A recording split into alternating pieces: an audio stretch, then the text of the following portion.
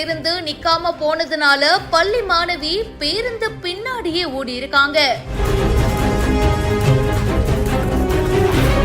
இந்த பரபரப்பான காட்சிகள் சமூக வலைத்தளங்கள்ல வேகமா பரவிட்டு இருக்கு.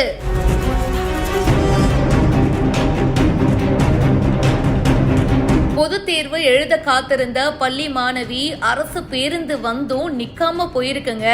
அண்ட் அந்த பஸ்ஸை பிடிக்கிறதுக்கு அவங்களும் பின்னாடியே ஓடி இருக்காங்க.